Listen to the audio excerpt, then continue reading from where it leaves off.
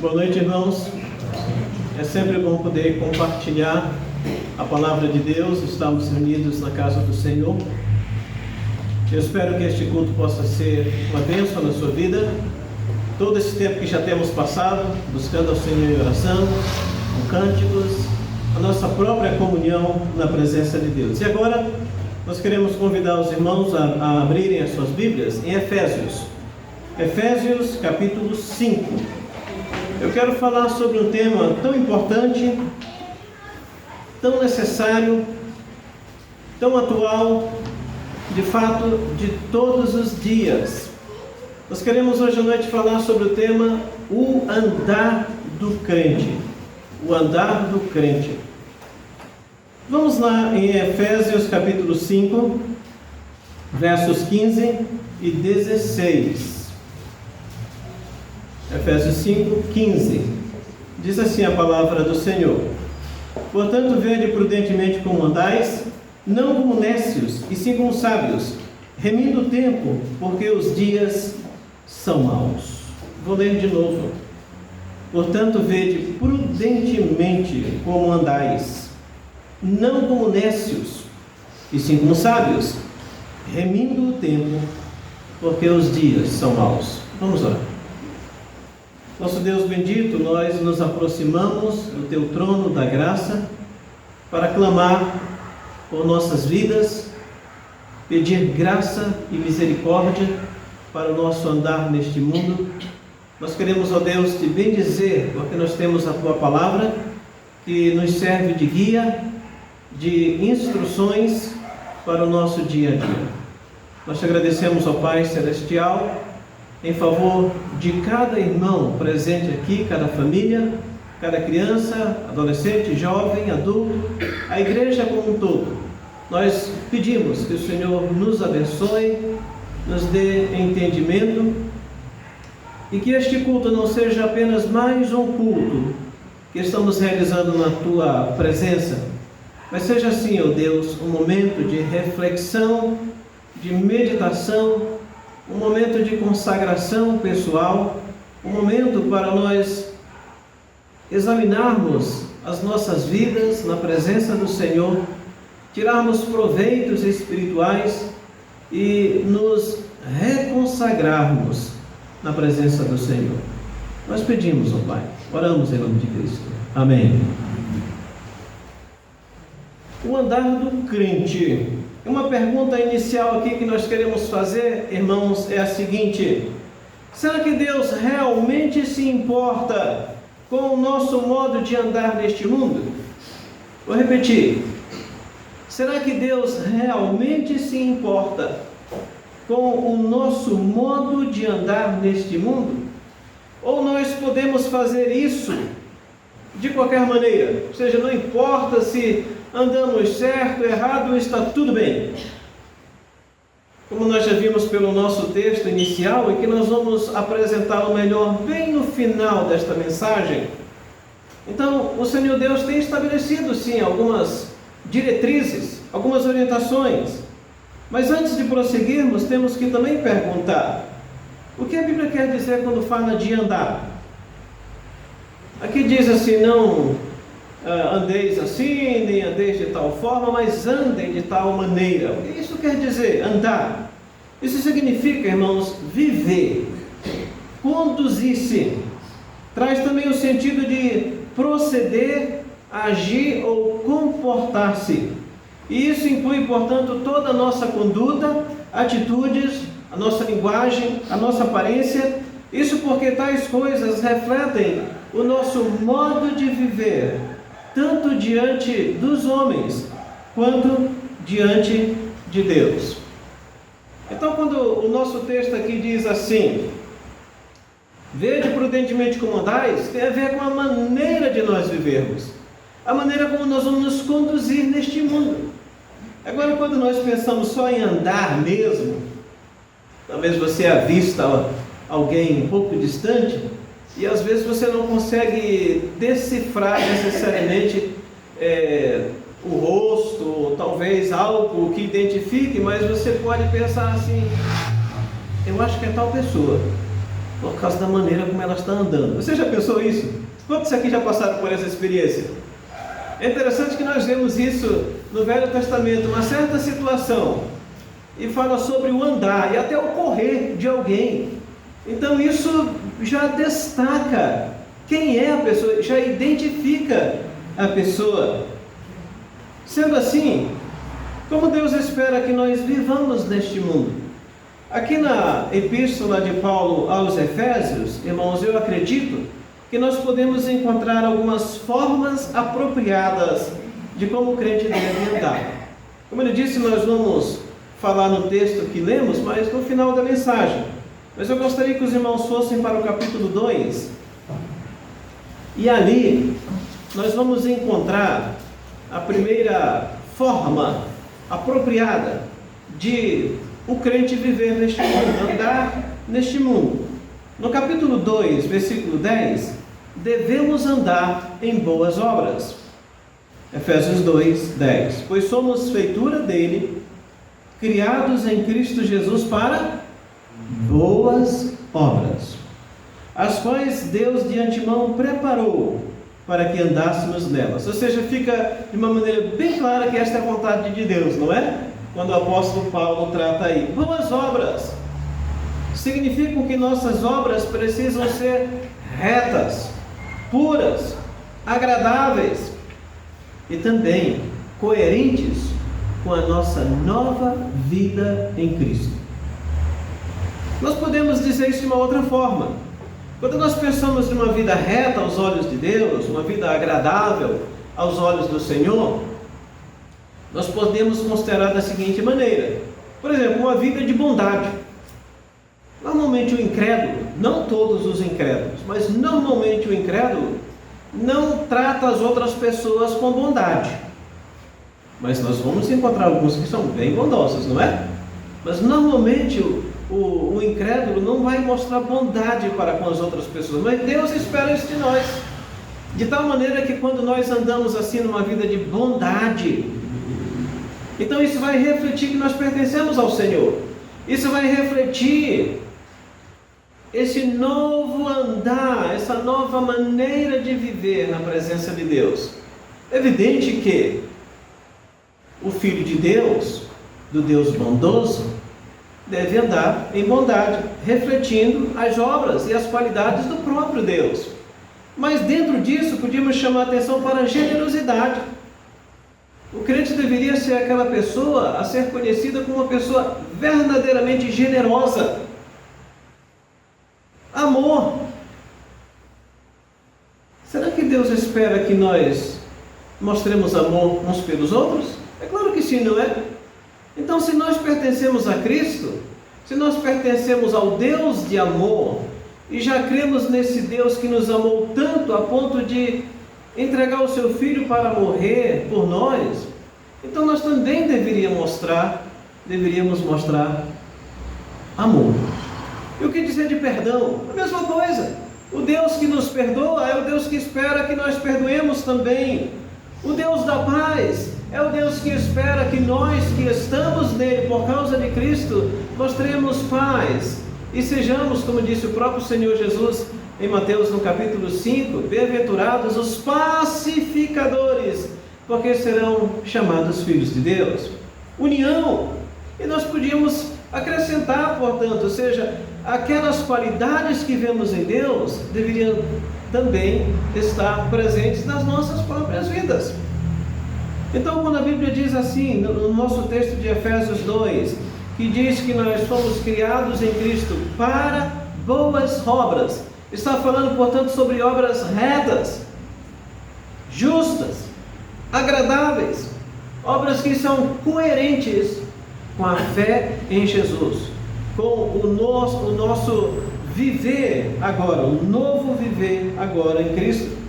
Como fica claro então, andar em boas obras faz parte dos propósitos e da perfeita vontade de Deus para cada cristão verdadeiro. O nosso texto diz que nós somos criados para isso. Deus nos salvou para isso. E quando diz criados aqui, até pensando num contexto como um todo, está falando sobre essa nova criação em Cristo, ou seja, a regeneração, a salvação. Deus nos salvou para mostrarmos boas obras.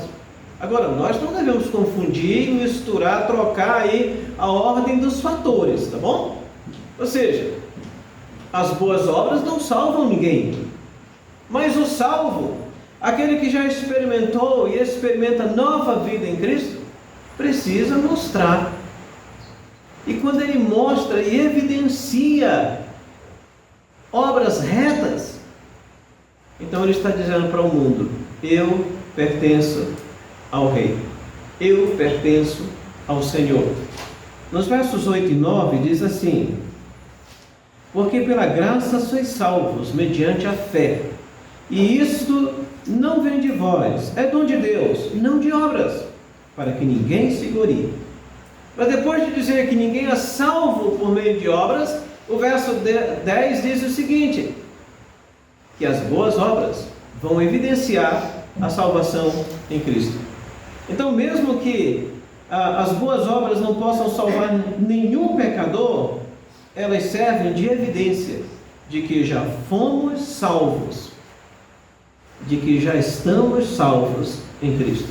E isso é muito importante para as nossas vidas, porque como é que uma pessoa pode dizer: eu conheço ao Senhor, o Senhor Jesus é o meu Salvador, o Deus Criador do Universo é o meu Pai Celestial, e a pessoa simplesmente age de uma maneira tão estranha e contrária ao Evangelho, que nos ensina a praticar e a viver boas obras, a mostrar e evidenciar isso para as outras pessoas? Como pode? São coisas incoerentes, inconsistentes, e que com certeza não representam o verdadeiro Evangelho de Cristo. Então Deus espera isso de nós. Como é que o Senhor, Deus espera que nós andemos? Ou como é que deve ser o andar do crente? Nós devemos andar em boas obras. Mas aqui é o momento para nós pensarmos por nós mesmos e pensando nas nossas próprias vidas. Será que nós temos mostrado isso ao mundo? Será que quando o mundo olha para nós, as pessoas olham para nós, os descrentes, quem sabe nossos familiares, quem sabe nossos vizinhos, quem sabe nossos colegas, ou de sala de aula, ou de trabalho, sabe lá onde, não é? Será que quando as pessoas olham para nós, elas conseguem ver essa diferença de que de fato nós andamos em boas obras, assim como Deus espera e nos instrui na sua palavra? Ou será que o mundo olha para nós e diz: esse não pode ser cristão, esse não pode ser um crente, procure na sua vida? Pode parecer estranho, mas parece que até algumas pessoas, quando ainda na sua vida de incredulidade, parece que às vezes faziam até coisas melhores do que quando depois se convertem, não é? Talvez deveríamos dizer assim, depois que se convertem, e parece que as coisas são meio contraditórias. Devemos andar em boas obras. E esse andar, irmãos, como dissemos, é um viver. Tem a ver com um comportamento e atitudes. E é algo do dia a dia, dia após dia. Mas também, vamos lá para o capítulo 4, e ali eu quero apresentar a segunda forma apropriada de o crente se conduzir e andar neste mundo. Devemos andar em dignidade. Efésios 4, verso 1: rogo-vos, pois eu, prisioneiro no Senhor, que andeis de modo digno da vocação a que fostes chamados. Andar em dignidade, ou como diz o próprio texto, andar de modo digno da vocação, ou seja, da salvação que nós temos em Cristo. E significa, portanto, viver de modo apropriado, honroso e exemplar diante dos outros. Isto por causa da nova vida em Cristo. Quem tem nova vida deve mostrar isso. Quem já teve encontro com o Senhor deve deixar isso bem claro, não só por sua boca, mas pela sua maneira de viver, que realmente já pertence ao Senhor. E quais qualidades provam que de fato vivemos e deveríamos viver de modo digno? Então, quando olhamos aí o verso 2, irmãos, em nosso texto, Paulo nos apresenta algumas dessas qualidades. Nós temos ali no verso 2, com toda a humildade. Humildade. Paulo também chama atenção para a mansidão, longanimidade, suportando-vos, aquela ideia de tolerando, e também uns aos outros em amor. Então nós temos várias qualidades aqui, uma delas é humildade. Irmãos, como é que nós podemos ter recebido a salvação de graça? E tem a ver com tudo tem a ver realmente com a graça de Deus. E nós nos mostrarmos pessoas orgulhosas. Nós recebemos tudo. De fato, tudo que nós temos foi Deus que nos deu. A vida, a saúde, a família, os nossos bens, sejam eles muitos ou poucos, a igreja onde nós podemos estar, e na verdade qualquer coisa que nós possamos imaginar, tudo nós recebemos de Deus. Deus espera realmente que nós sejamos pessoas humildes em nosso proceder. Essa é a maneira de andar de uma maneira digna, de modo digno, como o apóstolo Paulo diz aí. Também o nosso texto fala sobre mansidão. O que é mansidão? É fraqueza pessoal? Não. Tem a ver com aquele controle, aquele domínio, não é? Procurar ser calmo nas situações da vida, até diante das tribulações da vida. E quantas são as tribulações, não é? Quantas são as dificuldades que vêm, mas ainda assim precisamos nos manter calmos. Não em desespero. A atitude de desespero tem a ver com o incrédulo. Nós já passamos dessa situação por causa da graça de Deus. Então é aquela questão de calma, de confiança, também vai envolver isso também. O nosso texto ainda fala sobre longanimidade. O que é longanimidade mesmo? Paciência. É aquela ideia de um ânimo longo, né? Longo, ou seja, paciente. E nós temos que ser pacientes na vida, em todos os aspectos da nossa vida. Precisamos mostrar paciência, não apressados, não precipitados, mas pacientes. O nosso texto diz, suportando-vos uns aos outros, a ideia de tolerância, suportando, não é? Alguns cresceram mais, outros cresceram menos, outros parece que nem estão crescendo. Mas também diante das questões da vida, nós temos que ser tolerantes. Isso mostra aquela atitude de respeito para com as outras pessoas também. E aqui diz em amor, atitude de amor. E nós temos que mostrar amor uns para com os outros. Hoje de manhã tocamos rapidamente neste assunto, quando fala na questão de mutualidade, sobre amar uns aos outros, não é? E aqui diz suportando-vos, que é uma atitude de mutualidade também, uns aos outros. E fazendo isso de que forma? Com qual atitude? Em atitude de amor. Ao agirmos assim, então nós mostramos que somos uma igreja unida e ao mesmo tempo convencemos o mundo que vale a pena ser cristão. É bom lembrar também, irmãos, que o nosso texto aqui, como toda a epístola, foi escrita a uma igreja, portanto, formada de cristãos, formada de famílias. E a mesma coisa que se exige de uma igreja, se exige de uma família cristã, de um cristão em particular, individualmente.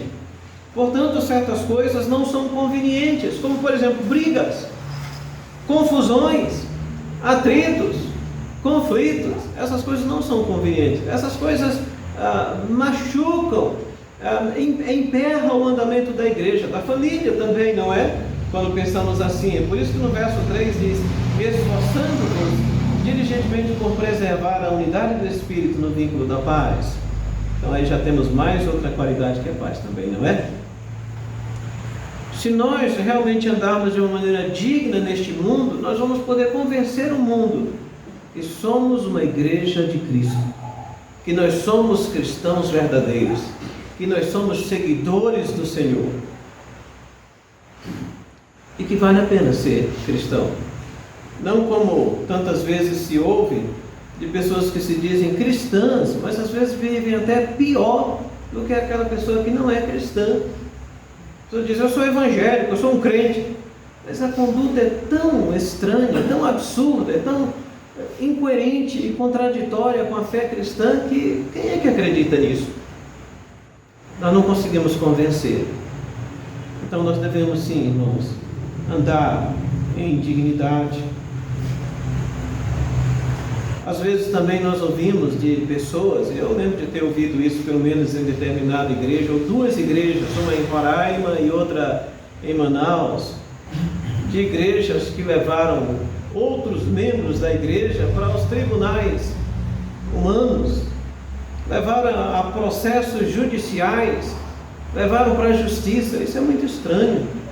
Aí o mundo não é capaz de acreditar que de fato essa é uma igreja de Cristo, que esses são realmente irmãos em Cristo, que se amam, que mostram amor, tolerância, que mostram união e paz, que, vamos dizer assim, brigam pela unidade, não para se desfazerem, não é?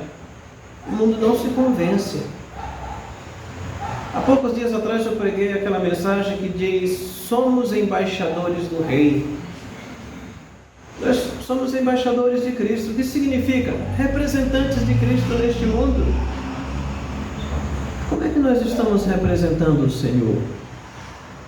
De uma maneira reta, digna, conforme ensina a Bíblia, ou de uma maneira totalmente estranha e confusa e que o mundo não vai acreditar? Como devemos andar? Devemos andar em dignidade, de modo digno, como diz o nosso texto. Ainda no capítulo 4, indo para o versículo 17, nós também temos aí uma terceira forma apropriada de como o crente deve, precisa, é necessário andar. Devemos andar diferente do mundo. Capítulo 4, 17. Isto, portanto, digo no Senhor, testifico, que não mais andeis como também andam os gentios, na vaidade dos seus próprios pensamentos. Não mais andeis como andam os incrédulos, aqueles que não pertencem ao povo de Deus. Então, andar diferente do mundo, irmão, significa que nossa conduta, a nossa aparência, pensamentos, linguagem, não podem ser iguais aos do restante do mundo. Nós temos que ser pessoas diferentes. É interessante que Paulo diz aqui, isso, portanto, digo no Senhor, testifico. O que significa testifico? Significa, eu exorto solenemente. É como se Paulo estivesse implorando. Ele diz aqui, como está dito aí, é uma exortação solene. Não é uma palavra qualquer, não é só um pedido. Se você quiser, tudo bem, se não quiser, está bem. Não, ele diz: eu exorto com toda a solenidade que não andem mais como andam os incrédulos, os gentios, na sua incredulidade, na sua ignorância espiritual, na sua cegueira, longe de Deus. Essas são palavras importantes. E por que devemos andar desse modo, diferente do mundo? Porque o mundo vive em cegueira espiritual. Nós já lemos ali no verso 17, mas continuando até o 19, o 18 diz: obscurecidos, está falando dos gentios, não é? Obscurecidos de entendimento, alheios à vida de Deus por causa da ignorância em que vivem, pela dureza do seu coração, os quais, tendo se tornado insensíveis, se entregaram à dissolução para com avidez cometerem toda sorte de impureza. Como é que andam os gentios, ou seja, os incrédulos? E, portanto, a maneira como nós não devemos andar. Já foi dito ali no verso 17, que os gentios ou incrédulos vivem e andam na vaidade dos seus próprios pensamentos ou sentidos. É assim que eles vivem, na vaidade, no pecado. No verso 18 diz que vivem obscurecidos de entendimento, ou seja, não entendem as coisas de Deus. E nem se importam em entender e conhecer. Diz também que são alheios à vida de Deus, estão separados. Ainda diz que vivem na ignorância espiritual. Além disso, ele fala sobre dureza de coração. Pessoas duras de coração que não querem saber de Deus. E muitas delas se levantam a dizer coisas absurdas, estranhas, até blasfemas contra Deus. Recentemente estávamos conversando sobre este assunto numa visita nesses dias, de pessoas que têm postado coisas absurdas aí na internet, nas redes sociais, falando mal do Evangelho, falando mal de Cristo, falando mal da fé, e zombando e escarnecendo. Essa é a maneira do mundo fazer. E alguns são piores do que outros, na verdade. No verso 19, ele também falando sobre a maneira de os incrédulos agirem, e já que estão aí vivendo na sua cegueira espiritual, verso 19, os quais, tendo se tornado insensíveis, não têm sensibilidade alguma, espiritualmente falando, não são sensíveis à fé, mas ele diz que se entregaram à dissolução, ou seja, ao pecado, para com avidez cometerem toda sorte de impureza. E nós estamos vivendo dias assim, talvez neste ano um pouco diferente, como no ano passado, e quem sabe até retrasado, eu não sei, mas estamos vivendo na época do carnaval, não é? Em que pessoas saem a fazer coisas absurdas, destroem a si mesmo e as suas próprias famílias. Mas isso é o que se pode esperar da vida de incredulidade, de cegueira espiritual, de dureza de coração. E Paulo diz, não andem mais assim, quando se refere, portanto, à igreja, diz, não andem mais desse modo. Um outro motivo aí, porque precisamos andar de forma diferente, é porque o mundo está seguindo a vontade e as inclinações da carne e do próprio diabo, mesmo que talvez não reconheça, e talvez até alguns nem saibam disso, mas esta é a verdade. Olha aí no capítulo 2, versículos 2 e 3. Capítulo 2 de Efésios, versos 2 e 3. Nos quais andastes outrora, isso é passado, outrora, bem claro, não é? Segundo o curso deste mundo, segundo o príncipe da potestade do ar, do espírito que agora atua nos filhos da desobediência, entre os quais também todos nós andamos outrora, segundo as inclinações da nossa carne, fazendo a vontade da carne e dos pensamentos, e éramos por natureza filhos da ira, como também os demais. Mas veja que Paulo diz, éramos, andastes, outrora. Nós não podemos, portanto, mais andar assim, não é? Essa é a vida do passado. Isso não diz mais respeito à vida do cristão. Por outro lado, o mundo está vivendo assim, sempre esteve vivendo assim, e cada vez mais mergulhando no que é errado e pecaminoso aos olhos de Deus. Mas o texto nos diz, não andem mais assim. Nós, na época da nossa incredulidade, vivíamos desse modo, mas não podemos mais andar assim. Precisamos ter um estilo de vida diferente, em total obediência à vontade e aos padrões de Deus, não mais aos moldes, padrões ou costumes deste mundo. Nós precisamos abandonar aquela velha maneira de viver. É por isso que um dia nos convertemos, para vivermos para Deus. para andarmos nos caminhos de Deus. E nós não podemos voltar a fazer as mesmas coisas que fazíamos, e alguns até que se dizem cristãos fazendo coisas até piores que faziam antes. Nós temos que, portanto, cuidar com modismos, não é? E com tantas outras coisas que pessoas estão usando e fazendo, nós temos que nos afastar dessas coisas. Por isso Paulo diz: não mais andeis, não andem mais, abandonem, deixem de lado, se despojem, renunciem, não vivam mais desse modo. Uma quarta forma apropriada de o cristão viver, irmãos, capítulo 5, devemos andar em amor. Já tocamos neste ponto, mas ali diz de uma maneira muito clara, não é?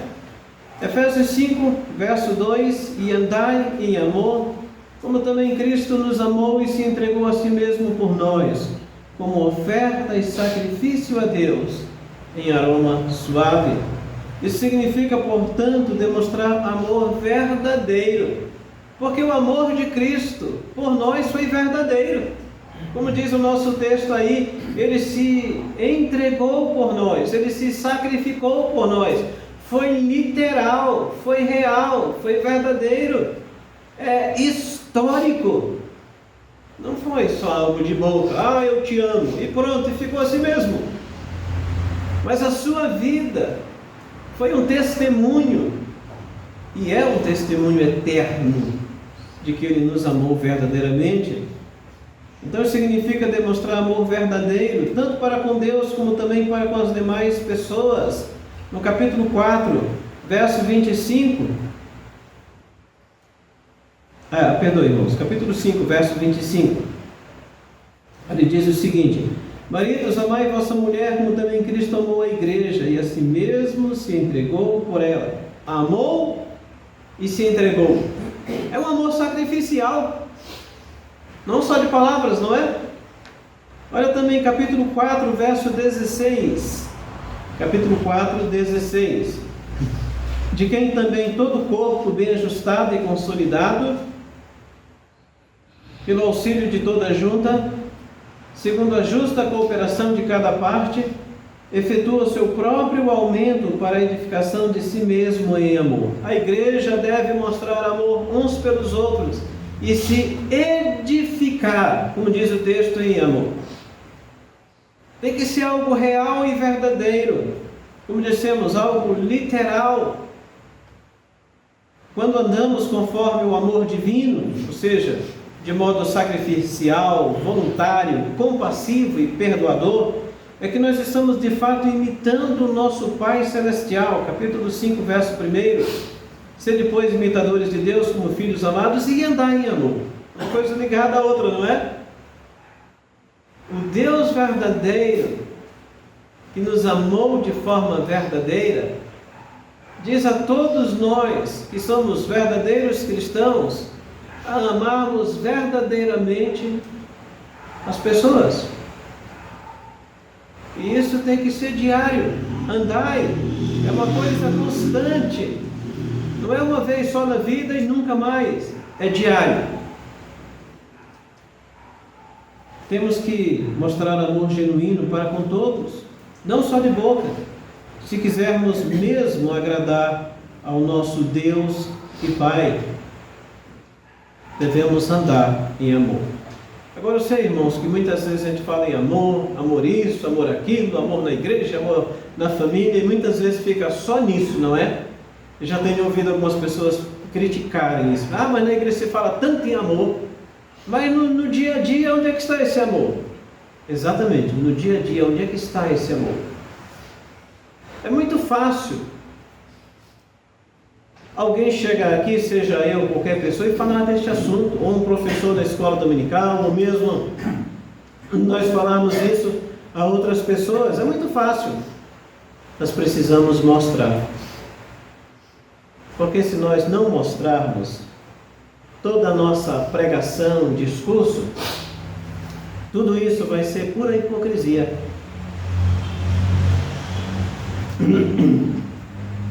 Então, nós precisamos mostrar amor verdadeiro. Amor por Deus, pela Bíblia, pela igreja, pelos cristãos, pelo mundo, por nossas famílias. É isso que faz a diferença. Não é falar em amor que muda as coisas. É mostrar amor que muda as coisas. É isso que faz a diferença. Do contrário, nós vamos continuar com um discurso muito bonito e uma prática totalmente contrária à fé cristã. Então é coisa para nós refletirmos mesmo, de fato e de verdade. Quando Cristo diz lá no Evangelho de João sobre que o mundo vai reconhecer que nós pertencemos a Ele através do amor verdadeiro,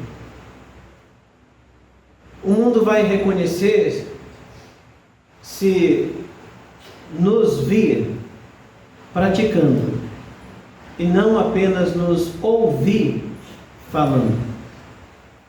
Nós precisamos mostrar verdadeiramente. Isso vai sim fazer a diferença. Do contrário, vão ser apenas discursos vazios, palavras vazias, que não ajudam, não resolvem nada e nem podem agradar a Deus, não é? Uma quinta forma apropriada de um cristão viver e andar. Capítulo 5, verso 8. Devemos andar na luz. Devemos andar na luz. Pois outrora erais trevas, porém agora sois luz no Senhor. Andai como filhos da luz. Devemos andar na luz. Isso significa, portanto, que é necessário deixarmos as trevas do pecado para vivermos conforme a pureza e a santidade de Deus, refletindo dia após dia a sua luz neste mundo, a sua verdade neste mundo. Já temos falado algumas vezes aqui sobre a questão da energia elétrica, não é? Se nós não tivéssemos energia elétrica aqui, estaríamos em plena escuridão. Quando a Bíblia fala sobre andar na luz, está falando exatamente isso na verdade de Deus, na santidade de Deus. E quando a Bíblia fala de trevas, está falando de pecado. E o nosso texto diz assim: pois outrora eras trevas, ou seja, nós andávamos no pecado. Porém agora sois luz no Senhor, andai como filhos da luz. Deus é luz. E aqui o nosso texto diz: andem como filhos da luz, andem como filhos de Deus. E quais tipos de fruto resultarão desse tipo de conduta andando na luz? Nós temos no verso 9: porque o fruto da luz consiste em toda bondade, justiça e verdade. Bondade, já tratamos disso antes, ou pelo menos tocamos, é um coração bondoso para com as pessoas. Evidente, isso vai falar não apenas uma atitude bondosa, mas ações bondosas. Mas o nosso texto fala sobre justiça.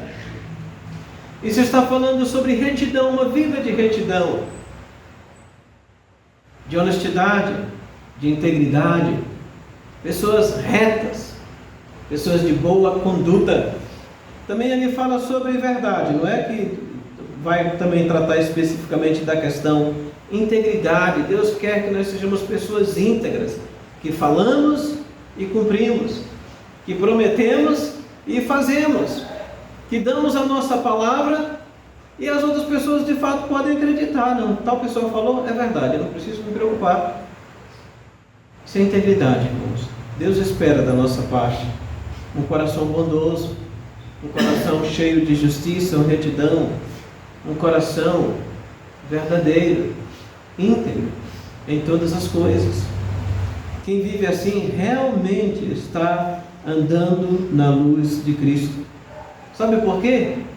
Porque a Bíblia diz que Deus é bondoso. Ele mostra bondade para com todos nós. Deus é justo. E como Ele é reto para conosco, Ele mostra a sua justiça também, não é? E Deus é verdade, é verdadeiro, é fiel em tudo o que diz. E nós devemos imitar o nosso Pai Celestial em todas essas coisas. Como filhos da luz, precisamos refletir sempre a luz divina e jamais nos misturarmos com as obras das trevas. Verso 7. Portanto, não sejais participantes com eles. Você tem aí na sua Bíblia companheiros? No verso 11. E não sejais cúmplices nas obras infrutíferas das trevas, antes, porém, reprovai-as ou condenai-as. Não sejam cúmplices. Sabe o que significa ser cúmplice? É um coautor. É aquela pessoa que participa igual a outra. E que está fazendo igual a outra. Então nós não podemos ser cúmplices ou participantes nas obras infrutíferas das trevas. Nós temos sim que condenar. Primeiramente não só com a nossa boca, mas com a nossa vida. Eu lembro de ter lido uma vez a história de um homem que ele procurava ser muito reto. Tão reto que quando uma outra pessoa chegava e dizia alguma coisa diferente do que o que ele tinha feito, ele simplesmente se levantava e dizia: não é assim, é de tal jeito. E mesmo quando alguém mentia por ele, ele dizia: não faça isso, não faça isso. Nós não podemos ser cúmplices. Nós precisamos ser pessoas retas. Nós precisamos andar na luz. Interessante que o nosso texto fala sobre filhos da luz e diz que Deus é luz, não é?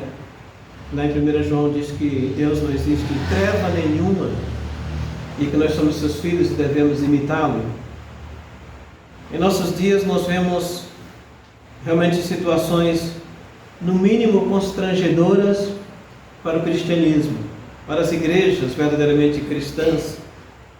Quando se fala muitas vezes em blocos carnavalescos, não é? Parece tão absurda essa ideia de pessoas indo para as ruas, dançando, pulando, pouco vestidas, e acredito que estão falando de Deus. Até eu lembro de ter visto uma certa reportagem alguns anos atrás, em que a pessoa disse que Cristo nos mandou evangelizar o mundo e nós estamos evangelizando. Agora, de que forma isso é possível? Você pode me dar uma resposta? Porque eu, sinceramente, não consigo encontrar uma resposta para isso. São coisas tão estranhas. Mas você quer saber uma coisa mais estranha ainda? Poucos anos atrás também eu estava lendo um certo material e alguém dizendo, na verdade um casal se dizendo cristão, e eles resolveram fazer seu próprio negócio. Era uma boate, era uma casa noturna, em que inclusive havia troca de casais. Você entende sobre o que eu estou falando, não é? E eles disseram: não, a Bíblia não proíbe esse tipo de coisa. Nós também somos cristãos e nós podemos fazer. E hoje, na verdade, para o mundo, tudo se pode fazer. E essa mentalidade mundana entrou na igreja e muitos acham que está tudo bem. Eu já falei para os irmãos no passado sobre aquela mulher que se dizia evangélica, até se vestia como evangélica, mas que dirigia um bar, aqui mesmo, perto daqui. Que coisa mais estranha! Como é possível alguém dizer: eu sou um cristão, eu estou andando na luz, mas essa luz não reflete nada? Na verdade está andando nas trevas, pensando que está na luz, não é? Porque na luz de Deus não está. Irmãos, como deve ser o andar do cristão? Todos nós, como cristãos, devemos andar na luz de Deus. E por último, capítulo 5, versos 15 e 16. Em sexto lugar, uma sexta forma apropriada de o crente andar na presença de Deus. Devemos andar em prudência. Efésios 5, versos 15 e 16. Vede prudentemente como andais, não como necios e sim como sábios, remindo o tempo, porque os dias são maus. Isso significa que a todo instante temos que andar em sabedoria, sensatez, cuidado, atenção, vigilância, aproveitando o nosso tempo e as oportunidades para compartilhar o Evangelho aos incrédulos, aos perdidos. Nós precisamos andar na presença de Deus de uma maneira reta, sensata, sábia. É isso que significa ser prudente. E Paulo diz aqui: vede prudentemente como andais. E para não deixar dúvida, ele diz assim, que não seja como os nécios, ou seja, os insensatos, os tolos, mas ele diz que seja como os sábios. Essa é a maneira de um cristão andar. Se nós não agirmos desse modo, nós seremos vistos como nécios, tanto pelo mundo, como certamente por Deus. O Senhor Deus espera que nós sejamos pessoas prudentes em nossa maneira de ser, de viver, de andar, de nos conduzir. Sendo assim, nós precisamos ser prudentes e vigilantes em nossa conduta, em nossas atitudes, palavras, negócios e no nosso modo de viver, se de fato quisermos ganhar os perdidos para Cristo. Mas como eu disse anteriormente, como é que pessoas que estão talvez aí participando de blocos carnavalescos evangélicos, ou dirigindo boates ou bares, ou vivendo de uma maneira tão contrária ao Evangelho, como é que essas pessoas podem estar andando em prudência na presença de Deus? Como é que podem agradar ao Senhor? Mas o que dizer também, como tantas vezes encontramos, de crentes que são caloteiros? Você já ouviu sobre isso, né? Você pode imaginar isso? Uma pessoa vai em algum local, efetua uma compra e não paga, ou toma emprestado dinheiro de alguém dizendo tal dia, ou tal mês, ou tal ano, se for o caso, não é? Eu vou pagar, e a pessoa nunca paga. Não muito perto daqui, nesse caso eu vou procurar ser bastante superficial, mas não muito perto, não muito longe aqui da nossa igreja, alguns anos atrás, um vizinho veio aqui para minha esposa e disse: olha, eu estou precisando de um pouco de dinheiro para complementar a compra de um gás de cozinha. E a minha esposa, sabendo a casa dele, e a gente sabe também, como ele disse, bem perto daqui, então deu, e ele disse: olha, tal dia, poucos dias depois, acho que umas 2 semanas depois, eu entrego. Entregou. Irmão, isso já faz anos. E eu não estou falando de 4, 5 anos não, tá? Faz muitos anos. E a minha esposa me disse o seguinte, que cada vez que cruzava com um homem em algum local, ele baixava a cabeça ou atravessava a rua. E anos depois ele chegou ali no nosso portão. E eu pensei: opa, ele veio devolver o dinheiro, né? E ele começou então a conversar que tinha pego o dinheiro da minha esposa para comprar um botijão de gás, né? O gás e tudo. Eu pensei: ele vai devolver. Mas na verdade ele queria mais dinheiro. E é evidente que eu não dei. Não vamos alimentar, eu não vou alimentar essa atitude errada. Não vamos mesmo. Mas muitos cristãos, lamentavelmente em nossos dias, são assim. Não são pessoas confiáveis. Nós somos pessoas confiáveis. Você é uma pessoa confiável. E quando você diz, a sua palavra vale ouro. Agora, se você não puder cumprir, quantas vezes eu já não pude cumprir o que eu disse? Mas é preciso chegar àquela pessoa e dar uma justificativa, não é? Quem sabe estabelecer outro prazo, pedir um pouco mais de tempo, mas é preciso cumprir.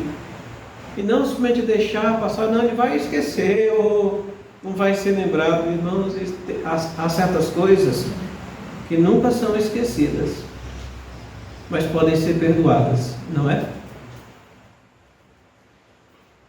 Crentes que são mentirosos, enganadores, falsos, fraudulentos, crentes de maus testemunhos, existe tudo isso. E é por isso que o Evangelho em nossos dias, o cristianismo em nossos dias, é tão ridicularizado. Eu lembro uma vez de ter lido alguma coisa sobre Mahatma Gandhi. Alguém já ouviu falar de Mahatma Gandhi? Ok? tem a ver com aquele libertador da Índia, não é? Mahatma Gandhi. Uma certa vez ele disse que o cristianismo tem doutrinas belíssimas. O problema são os cristãos que não vivem essas doutrinas. É por isso que ele não podia ser um cristão. Irmãos, isso é um tapa na cara de cada um de nós, não acha? E saber que muitas pessoas vão se perder eternamente, porque pessoas não conseguem confiar nos cristãos, não olham para nós com bons olhos, mas têm no mínimo dúvidas, muitas vezes acusações, e muitas vezes acusações verdadeiras. Como vimos, irmãos, o Novo Testamento, e principalmente aqui, essa epístola de Paulo aos Efésios, apresenta as formas apropriadas de todo cristão andar, viver ou se comportar neste mundo. Como nós dissemos, nós devemos andar em boas obras. Nossas obras são boas, são agradáveis na presença de Deus, são retas. Devemos andar em dignidade, ou de modo digno do Evangelho de Cristo. Paulo disse ali sobre humildade, ele falou sobre mansidão, longanimidade ou paciência, ele falou sobre tolerância, amor, paz, união. Será que nós estamos andando dignamente na presença do Senhor? Devemos andar diferente deste mundo. Paulo também nos diz: não mais andeis, parem de andar como os gentios e os incrédulos. Então nós temos que seguir os padrões de Deus, não mais os padrões do mundo. Devemos andar em amor. Esse é amor verdadeiro, sacrificial, não é? Não é um amor de boca, pois o amor de Cristo não foi assim. Ele se entregou por nós na cruz, morreu por nós, para nos dar a vida eterna. Foi algo real, literal, histórico. Devemos andar na luz de Deus, como filhos da luz, representando o nosso Pai Celestial, não mais em trevas. Devemos andar, por último, em prudência.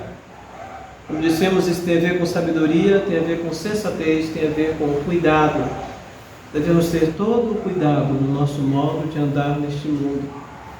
Se nós queremos ter um testemunho sadio, que convença as pessoas que vale a pena servir a Cristo e andar com o Senhor neste mundo, nós temos que ser prudentes no nosso andar. Nós precisamos viver de uma maneira tal que as pessoas de fato se convençam disso, e não ao contrário, se convençam que não vale a pena. Sendo assim, cuidemos com a nossa conduta, as nossas atitudes, palavras, e na verdade tudo mais, pois Deus espera o melhor de seus filhos. Você já é um filho de Deus? Então haja, proceda, viva, ande como um filho de Deus, que representa bem o Pai Celestial. Responda honestamente: você já é um verdadeiro filho de Deus? O seu modo de viver neste mundo é coerente com a sua fé em Jesus, com a sua profissão de fé? Porque o que adianta a pessoa dizer: eu sou um cristão, e continuar fazendo as mesmas coisas que fazia antes, ou às vezes até coisas piores? Nós vamos encontrar muitas pessoas aí na rua, muitos drogados. Recentemente eu mencionei isso no culto. Muitos drogados que conhecem versículos da Bíblia, textos, passagens, histórias, verdades, mas isso é só um conhecimento intelectual. Isso não faz diferença nas suas vidas. Continuam nas drogas, continuam roubando, continuam dando todo tipo de problema, de dores de cabeça para os seus familiares e para a sua sociedade, né? A sociedade em que vive. Isso faz diferença? Não. São religiosos que estão desonrando o nome de Cristo. Religiosos, não cristãos. Que nós, irmãos, sejamos cristãos verdadeiros, com atitudes que honram e glorificam ao nosso Deus. Vamos orar nesse momento. Nosso Deus, mais uma vez nós queremos agradecer-te, porque nós temos a tua palavra. Ó Deus, usa essa palavra não só para o nosso conhecimento, conhecendo os fatos, as verdades, as doutrinas, a teologia bíblica. Mas, acima de tudo, ó Pai Celestial, que nós nos esforcemos para que, como diz o apóstolo Tiago, nós possamos então praticar o Evangelho de Cristo, a Palavra de Deus, de maneira tal que o Teu nome seja glorificado. Nós pedimos por nossas vidas, nos dê graça e nos dê paz. Pedimos por esta igreja, pelo seu testemunho neste bairro, por nós, visto que cada um de nós representa esta igreja onde nós estivermos, para onde formos. E desse modo, então, as pessoas possam, olhando para nós, se convencer que vale a pena ser um cristão, um crente, um evangélico, um salvo em Cristo. Nós pedimos em favor de cada irmão. Nós pedimos, ó Deus, que a cada instante nós estejamos convencidos desta verdade. Enquanto os irmãos estão falando com Deus, orando, baixe sua cabeça, por favor, fale com Deus. Quem sabe hoje à noite seja uma boa oportunidade para nós nos reavaliarmos quanto à nossa maneira de andar com Deus. O apóstolo nos ensina na Epístola aos Efésios que nós devemos andar de uma maneira honrosa, exemplar, coerente com a nossa fé. E quem sabe alguns de nós hoje à noite queiramos levantar a nossa mão dizendo: eu vou me esforçar, eu vou fazer tudo que estiver ao meu alcance para realmente eu andar de uma maneira tal que eu possa atrair as pessoas para Cristo. Eu possa levar as pessoas para mais perto do Senhor e não para longe, para mais longe. Talvez você queira apenas levantar a sua mão e baixar como um sinal. Só levanta a sua mão e baixa. É só um sinal dizendo: eu estou tomando esta decisão. Eu vou procurar, por todos os modos, ser um bom cristão, seja em casa, seja no trabalho, seja onde for. Eu vou procurar ser um bom cristão. Eu vou andar da maneira certa, de uma maneira reta e apropriada na presença de Deus. Só levanta a sua mão e baixa, se essa for a decisão do seu coração. Há alguém? Mais uma vez, nosso Deus, nós te bendizemos e te agradecemos pelo dia de hoje. Trabalhe em nossos corações, nos ensine, nos fortaleça, nos ajude, pois nós precisamos constantemente do Senhor. Oramos ao Pai, em nome de Cristo oramos. Amém.